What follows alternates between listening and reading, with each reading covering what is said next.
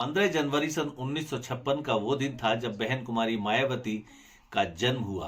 आज 15 जनवरी 2023 है और आज बहन जी के जन्म दिवस के अवसर पर जन कल्याणकारी महोत्सव के रूप में डॉक्टर अंबेडकर बुद्ध विहार नंगलारती लाइन पार टूंडला जनपद फिरोजाबाद में ये कार्यक्रम आयोजित किया गया, जहां बहन जी का 68वां जन्म दिवस उनके अनुयायियों द्वारा और बहुजन समाज पार्टी के वरिष्ठ कार्यकर्ताओं द्वारा ये कार्यक्रम यहाँ पर रखा गया, जहां बहन जी के व्यक्तित्व पर आज विचार विमर्श हुए और आगामी चुनावों में बहुजन समाज पार्टी को पूर्ण बहुमत सरकार बनाने का ये संकल्प लिया।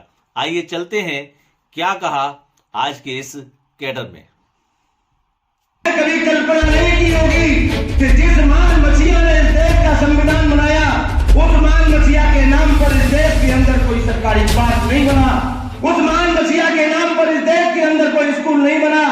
लेकिन बहन मायावती ने 3 जून 1995 को मुख्यमंत्री बनने के बाद, माननीय काशीराम के आदेश के बाद उत्तर प्रदेश में डॉक्टर अंबेडकर सामाजिक परिवर्तन स्तर के शिलान्यास का कार्य शुरू कर दिया।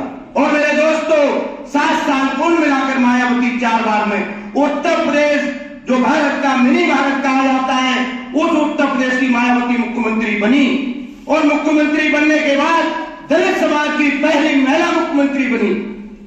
उन्होंने 6 मंडल बनाए, 23 जिले बनाए और मैं आपको बताऊं 6 विश्व स्तरीय विश्वविद्यालय बनाए, 6 मेडिकल कॉलेज बनाए, 6 इंजीनियरिंग कॉलेज बनाए, 200 डिग्री कॉलेज बनाए। तमाम ऐसे काम है जो बहन मायावती ने किए। 88,000 शिक्षकों की भर्ती की, 1,25,000 सफाई कर्मचारियों की भर्ती की और वो काम करके उत्तर प्रदेश में दिखाया जो शायद किसी ने आज तक नहीं किया। ये श्रेय बहन मायावती को जाता है। और त्यागी पुरुष जो होते हैं उनको हमेशा वो कभी इस संसार से। आज पूरा देश नए साल की बधाइयां दे रहा है। आजाद भारत के दौर में हम 2024 तक आ गए, लेकिन देश से जातिवाद खत्म हो गया है, सामाजिक गैर बराबरी खत्म हो गई है।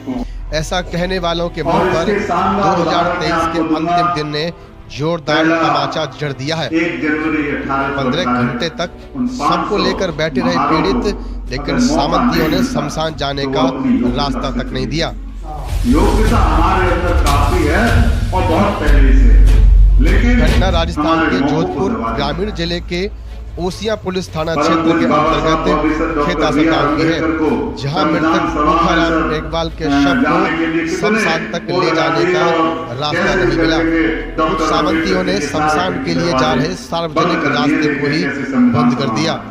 पीड़ित परिजनों के मुताबिक दी गई जानकारी के मुताबिक आपको बता दें कि 3 साल पहले भी इस परिवार में मौत हुई थी। उस समय भी ये रास्ता रोक दिया गया था, जिसके बाद शमशान के सार्वजनिक रास्ते के लिए अपने जीवित रहते खुद मृतक पोखाराम मेघवाल ने कानूनी लड़ाई लड़ी, कोर्ट के जरिए केस भी जीते। डीएलसी रेट से 86,000 भी रेवेन्यू डिपार्टमेंट में जमा करवा दिए, लेकिन उन्हें क्या पता था कि उनकी मृत्यु हो जाने पर उन्हीं के शव को अंतिम संस्कार करने से रोका जाएगा, उन्हें रास्ता तक नहीं दिया जाएगा। आपको बता दें कि पीड़ित 15 घंटे तक शव को लेकर बैठे रहे हैं और घटना 31 दिसंबर 2023 की है। इस वीडियो में पुलिस बल भी दिख रहा है, लेकिन खबर लिखी जाने तक मृतक का अंतिम संस्कार नहीं हो पाया था। आजादी के 7 दशक बीत जाने के बाद आज भी दलितों की क्या दशा है, यह हमें इस खबर से समझ लेना चाहिए। और हमें समझ लेना चाहिए कि दलित आज भी कुछ सामंती जातिवादियों की नजर में अछूत से ज्यादा और समानता का ढोल पीटने वाली सरकारें यदि दलितों को समान समझती तो अब तक यहाँ उनके मौलिक संसाधनों की व्यवस्था कर दी गई होती, क्योंकि इसी घटनाक्रम को 3 साल पहले भी दोहराया गया था। तो इस घटनाक्रम पर आप क्या सोचते हैं, वीडियो देखने के बाद कमेंट्स में जरूर लिखें। बहन जी को 4 लाइन मैं उनके जन्मदिन पर मंगल कामना करते हुए कि यूं तो जीने को सब लोग जिया करते हैं, नाम मरने का फिर भी लिया करते हैं।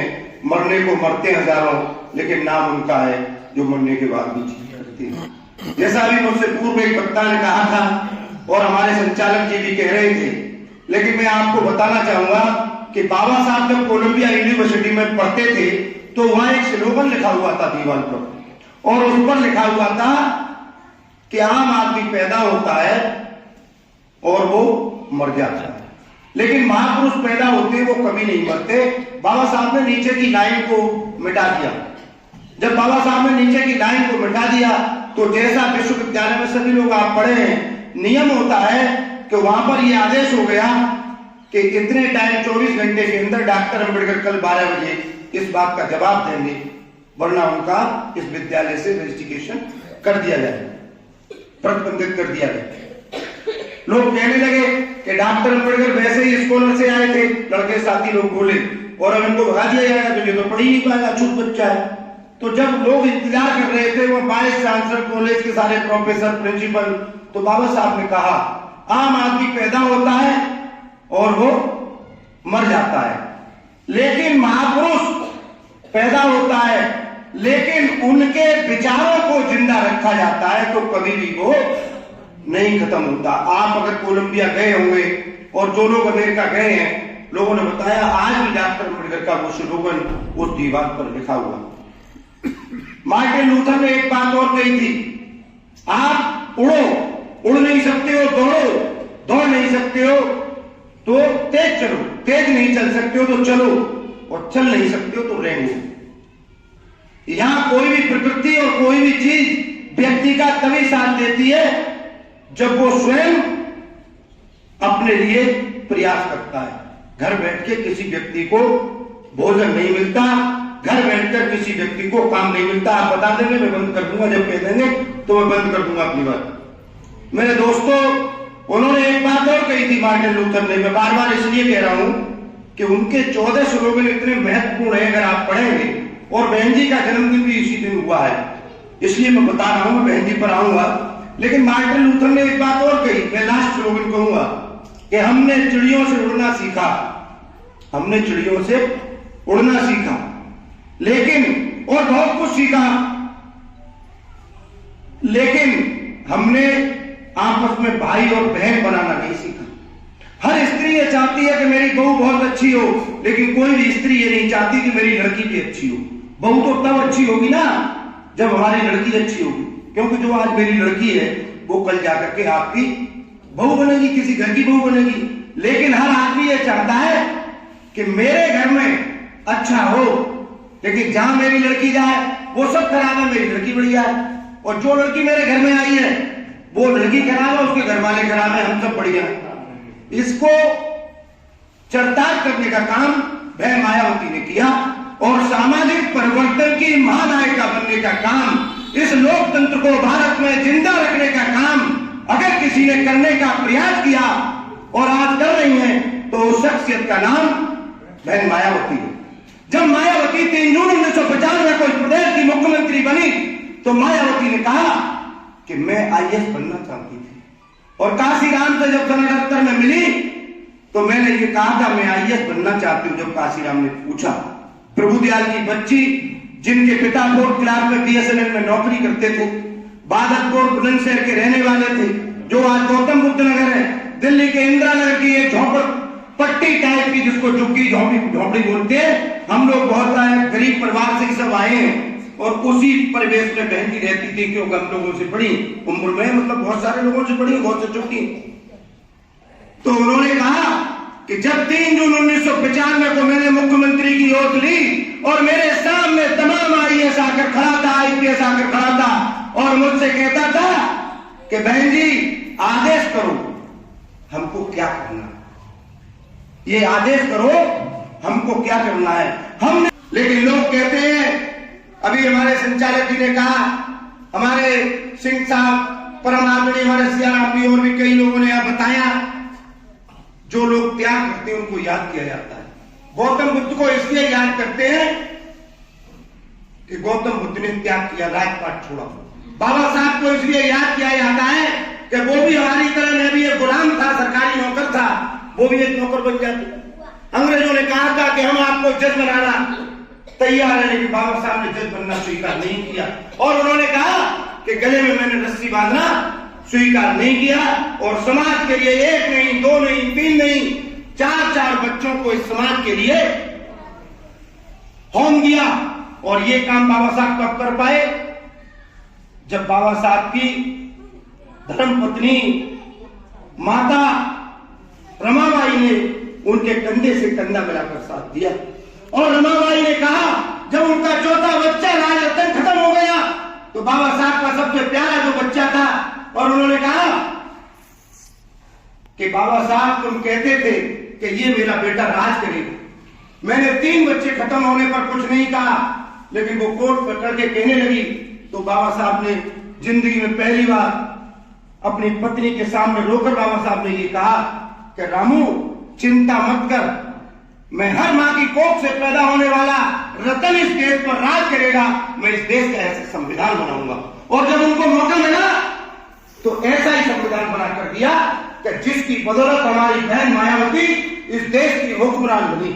और मेरे दोस्तों, हुक्मरान बनने का ये फायदा होता है कि जब कभी हमने भी देखा है कि हमारे लोगों को लोग चारपाई पर नहीं बैठने देते थे, हमारे बुजुर्गों से लोग कभी नमस्कार नहीं करते थे, और इस देश के धार्मिक ग्रंथ मनुस्मृति ये कहता है कि 100 साल का छत्री भी इस देश के 100 साल का ठाकुर भी 10 साल के ब्राह्मण का बेटा होता है। उस ठाकुर के लिए वो जो है पिता के तुल्य, ऐसा यहाँ की धार्मिक व्यवस्था कहती है। लेकिन बाबा साहब ने जब कक्षा 5 में पढ़ते थे, इस देश के ब्राह्मण ने कहा था कि भीम तू पढ़ लिख कर क्या करेगा, तेरे लोग पढ़ते नहीं है। तो बाबा साहब ने कहा था मैं पढ़ लिख कर वकील बनूंगा। और उस ब्राह्मण ने कहा वकील बनकर तू क्या करेगा? तो बाबा साहब ने कहा था, जो 5वीं कक्षा में पढ़ने वाला बच्चा था, कि मैं अगर मौका मिला तो इस देश का नया कानून बनाऊंगा। जब बाबा साहब ने इस देश का संविधान बना दिया और 26 जनवरी 1950 को बाबा साहब का लिखा हुआ संविधान इस देश में जब लागू हो गया, तो बाबा साहब ने उस संविधान की पुस्तक को हाथ में लेकर कहा था कि ब्राह्मण अगर तू जिंदा हो तो देख ले, तू मुझसे ये कहता था कि पढ़ लिख कर क्या करेगा, मैंने ये कहा था कि मैं पढ़ लिख कर इस देश का संविधान बनाऊंगा। और मैंने आज वो संविधान बना दिया है, और आज 26 जनवरी 1950 से इस देश का कानून, इस देश का शासन मेरे संविधान से चलता है। मेरे दोस्तों, आप अपनी लड़कियों को मायावती बनाइए, कलावती और सत्यवती की, रामवती की कथा मत पढ़ाइए। और ये स्त्रियों को ये अधिकार जाता है, पुरुषों को नहीं। अगर आप चाहेंगी तो आपकी कोख से पैदा होने वाली हर बेटी मायावती बनेगी, हर बेटी जज बनेगी, हर बेटी कलेक्टर बनेगी, हर बेटी IPS और प्रोफेसर, SP और प्रोफेसर बनेगी। जब तक इस समाज की महिलाएं आगे नहीं आएंगी, ये समाज आगे नहीं जा सकता। मैं आपको बताना चाहूंगा कि मान्यवर काशीराम जी ने 58 में जब DRDO में नौकरी ज्वाइन की और 64 में रिजाइन कर दिया। जब वो भूख हड़ताल पर बैठे, कोर्ट में केस लड़ा और बाबा साहब की जयंती और बुद्ध की जयंती के ऊपर वो लड़ाई चली, और सन 65 में बाबा साहब वो लड़ाई कोर्ट से जीत गए। और कोर्ट ने ये आदेश दिया कि वो बाबा साहब के नाम की छुट्टी होगी, काशीराम जी कहा। तो काशीराम जी के जो गुरु थे राजनीतिक, वो दीनावाला थे। बाबा साहब के बारे में काशीराम कुछ नहीं जानते थे, टोटली अननोन थे। मैं बहुत बहुत साधुवाद देता हूँ और सम्मानित हैं, मैं सम्मान करता हूँ आपको भी सर, बहुत बहुत साधुवाद। और आप जो संचालन कर रहे हैं इसके लिए मैं मानव करना करके आपका स्वागत करना चाह रहा हूँ।